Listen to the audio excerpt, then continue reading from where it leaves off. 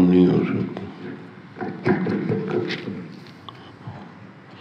خاموش آدمی کی طرف کسی بات کی نسبت نہیں ہوگی. یعنی ایک آزاد آدمی کو خام خواہ غلام نہیں بنا سکتا. خاموش آدمی کی طرف کسی بات کی نسبت نہیں ہوگی. لا ينسب الى ساکت القول. کوئی کسی غیر شخص کو اپنے مال میں تصرف کرتا ہو دیکھ کر خاموش رہے تو اس کی اجازت نہ ہوگی. زبان سے اجازت ہے. فرض نفل سے افضل ہے. الافضل من النفل، کیونکہ وہ اللہ کا حکم ہے. نفل آپ کی اپنا اظہار محبت ہے. جنگ میں چال کی اجازت ہے. الحرب خدعۃ. دیکھو کیسی کہتے ہیں انگریزی میں بہت اچھی کوٹیشن ہے. یہ ہماری کیسی زبردست کہ جنگ سراسر دھوکے کا نام. یہ تلوار دائیں ہاتھ سے دکھاتے ہیں بائیں سے مارتے، دھوکہ ہے نا. تو جنگ میں دھوکہ جائز، اس کو چال کہتے ہیں، کرتب. جنگ میں دشمن سے مقابلے کو چال چلنے کی اجازت ہے، دھوکہ دینے کی اجازت. اتحاد نص سری کے مقابلے نہیں ہوتا. الاتحاد لا يعارض نص السری. ایک واضح بات ہے، اب اس میں کیا اتحاد ہوگا؟ بے فرض نماز پڑھنی چاہیے، اب اتحاد کر کے اس کو نفل بنا دیں تو نص سری میں اتحاد نہیں ہو سکتا. تو آج نئے نئے موٹیویٹر اسپیکر یہی حرکتیں کر رہے ہیں، صریحاً باتوں میں شک پیدا کرتے ہیں. اچھا، ملکیت کی حرمت کا اعتبار مالک کی حرمت کے اعتبار سے. حرمت الملک بے اعتبار حرمت المالک. اگر کوئی شخص جانور کو چرنے کی غرض سے آزاد چھوڑ دے اور کوئی دوسرا جانور پکڑ لے تو یہ اس کا مالک نہ بن جائے گا. جب مالک موجود ہے تو ملکیت کا احترام ضروری ہے.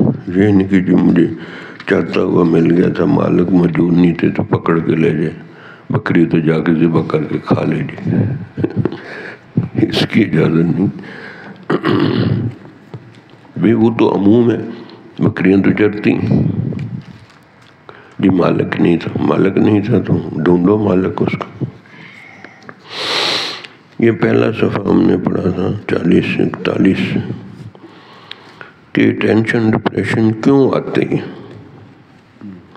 اس لیے کہ ہم یہ نہیں سمجھتے کہ دنیا آزمائش کی جگہ اور یہاں آزمائش ہونی ہی ہونی ہے.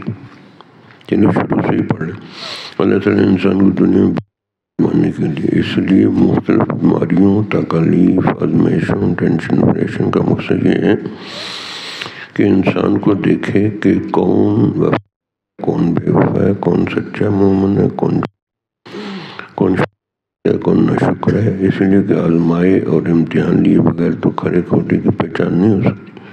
آزمائے بغیر تو جنتی اور جہنمی کا فیصلہ نہیں ہو سکتا. یہ وجہ ہے آزمائشوں کی. اب آزمائشیں آتی ہیں، لوگ منہ بناتے ہیں کہ کیوں آ رہی ہے. دیکھنا ہے نا تو کیسا ہے، تیرا مقام متعین ہوگا. حسب الناس ان یترکوا ان یقولوا آمنا وهم لا یفتنون. کہ انسانوں یہ سمجھ لیا کہ ایک انہیں صرف ایمان لانے پر چھوڑ دیا جائے گا، انہیں آزمایا نہیں جائے گا. اب ان آزمائشوں، ٹینشن، ڈپریشن سے نکلنے کے لیے محنت مجاہدہ کرنا پڑتا ہے. اور کوئی حوصلہ افزائی کرنے والا شیخ چاہیے ہوتا ہے جو بندے کی حوصلہ افزائی کر کے اسے مختلف آزمائشوں سے اور ٹینشن ڈپریشن سے نکالتا ہے. اس کے لیے وہ دل پر محنت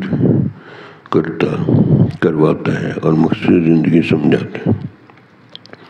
کیونکہ مقصد زندگی سمجھ آگے تو ہوگا. رات بھی ایک جگہ میں ان کو بتا رہا تھا کہ دیکھو ساری مصیبت آتی ہے جب آپ ضرورت کو مقصد بنا لیتے ہیں. سارا زور، پیسہ، وقت اسی پر لگاتے رہتے. تو جس کام کے لیے اللہ نے بھیجا وہ آپ کام نہیں کر رہے تو آپ کو پریشانی ہوگی. مقصد سے عشق انقلاب پیدا کرتا ہے. مقصد متعین کرنے کے بعد اس کے حصول کے لیے ڈٹ جانا بہت ضروری. مقصد سے عشق اس کے حصول کی کنجی ہے. جس چیز سے بندے کو عشق ہو جائے اس کے لیے مشکلات و تکلیف کو برداشت کرنا آسان ہو جاتا ہے.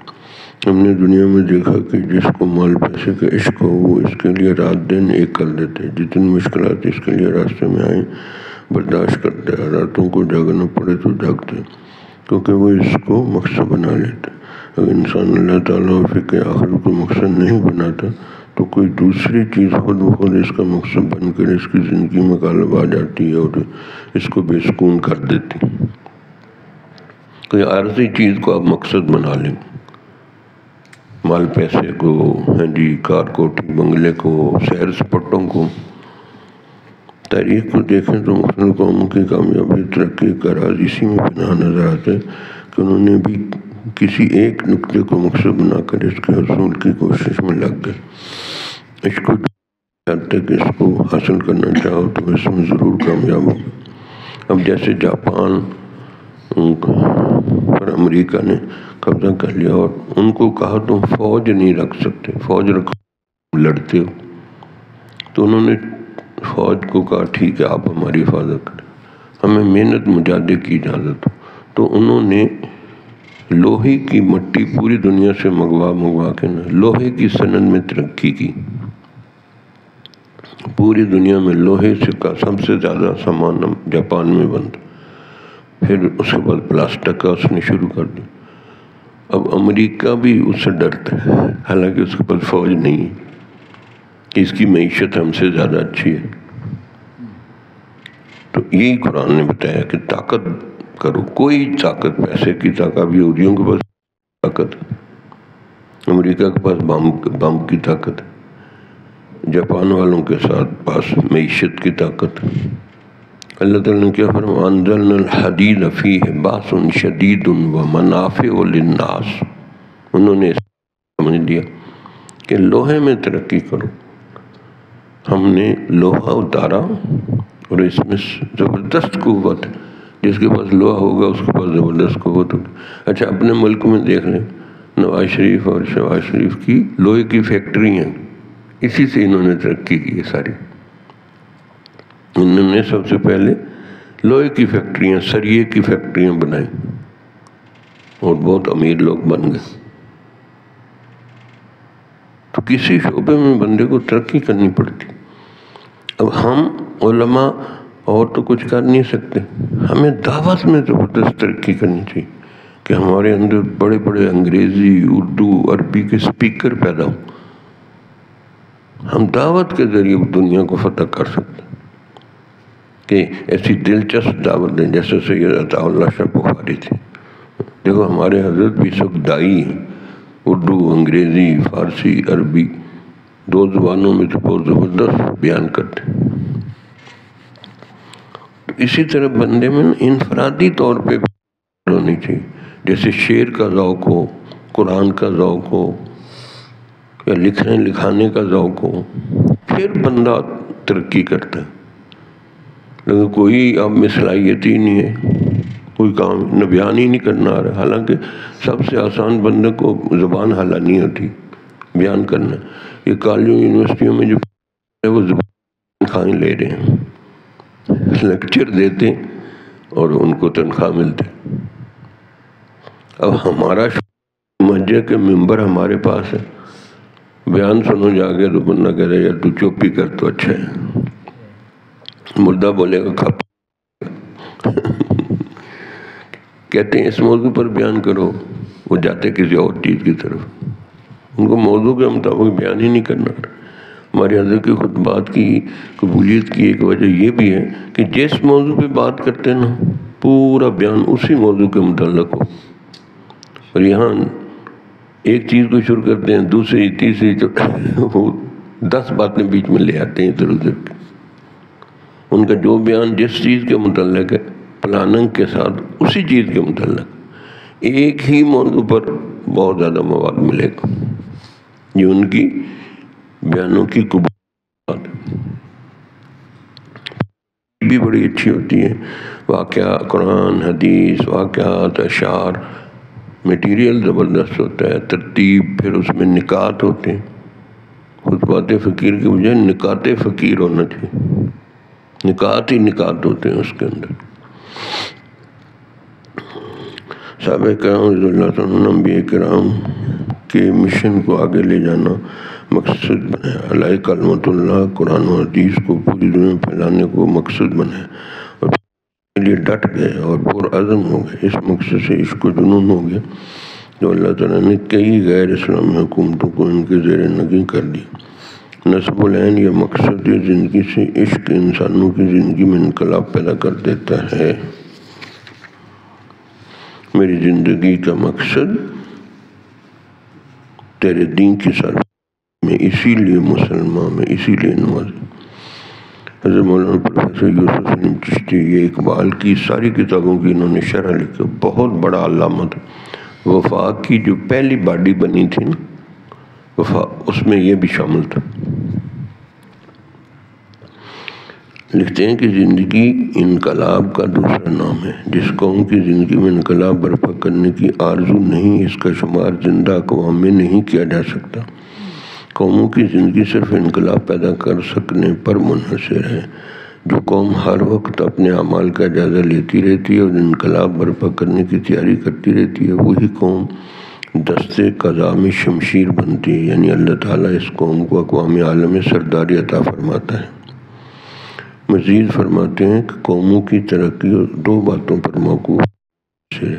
پہلی بات یہ ہے کہ قوم کے سامنے کوئی نہ کوئی نسب سے زندگی ضرور ہونا چاہیے۔ جو قوم اپنا مقصد حیات متعین نہیں کرتی، اس کی زندگی بالکل بے معنی ہے۔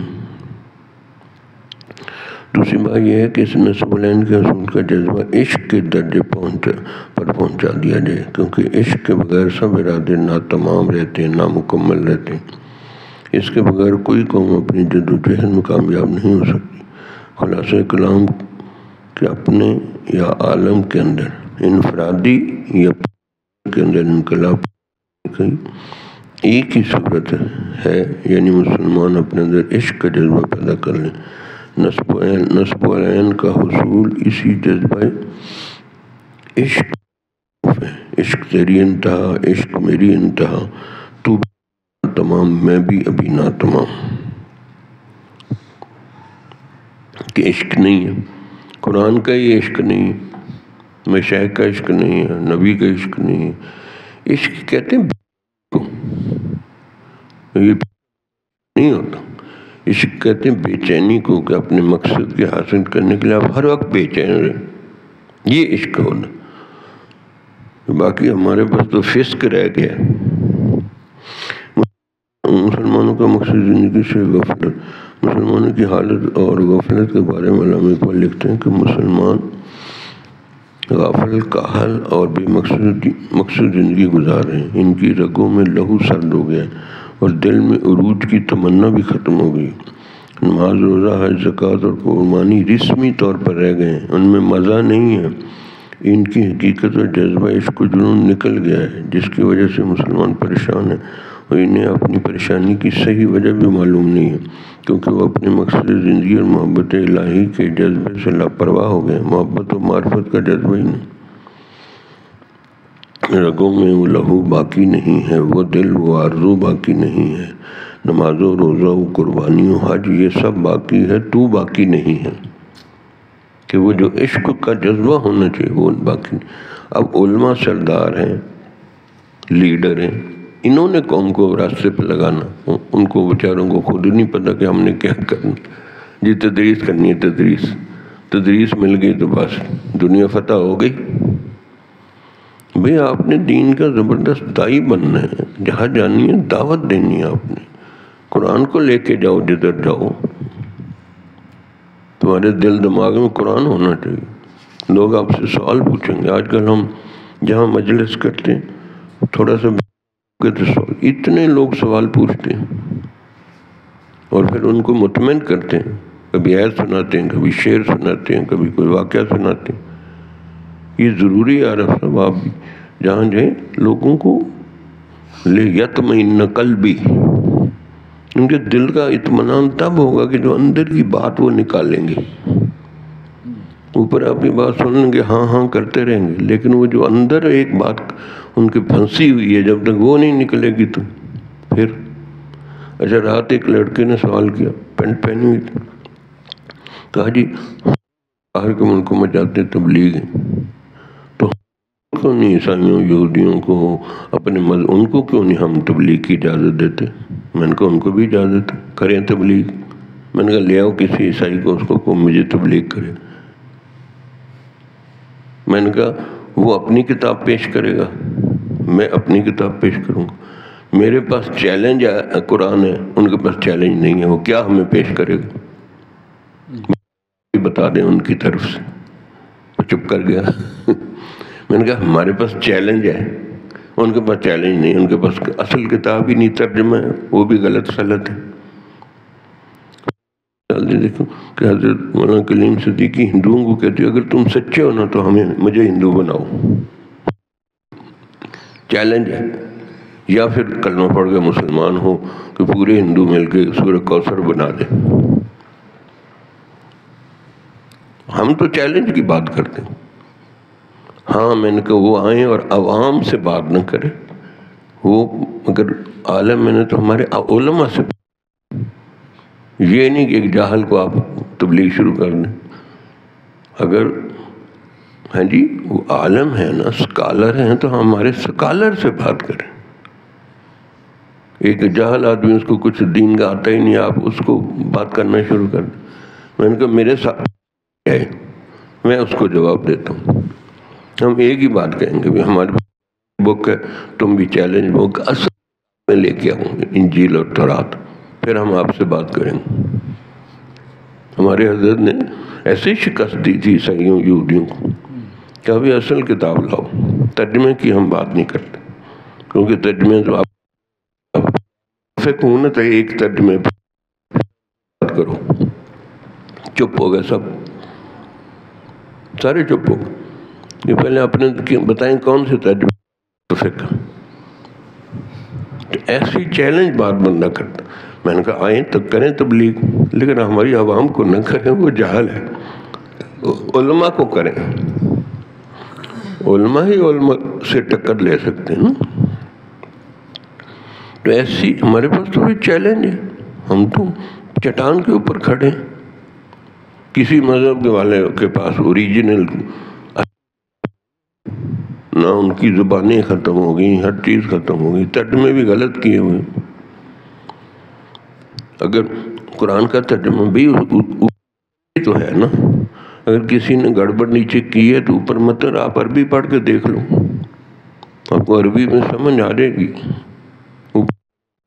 نہ کوئی اعتراض کر سکتا ہے کہ آپ کے پاس بھی تو ترجمے، لیکن ہمارے پاس اصل متن بھی ہے نا. آپ عربی سیکھ کے خود ترجمے کو نہ مانو آپ، لیکن آپ کے پاس تو ترجمے متن تو ہے ہی نہیں.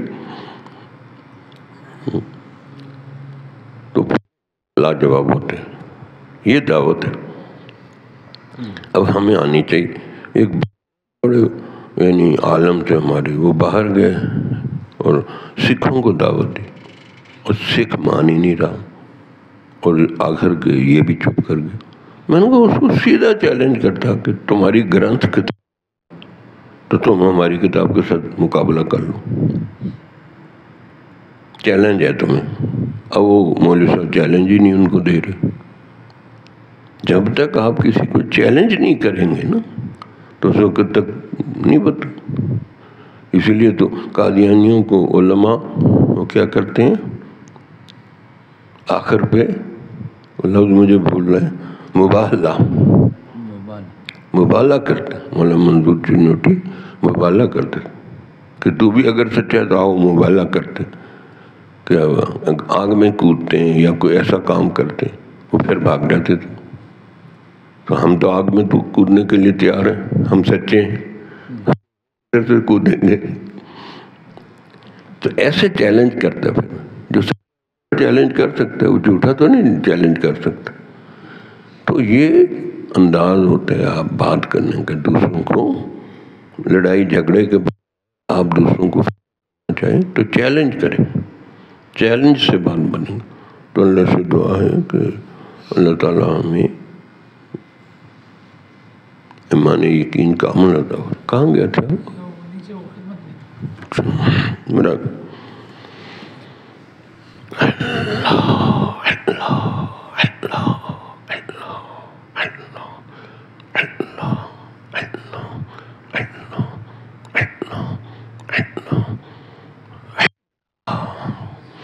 ربنا تقبل منا إنك أنت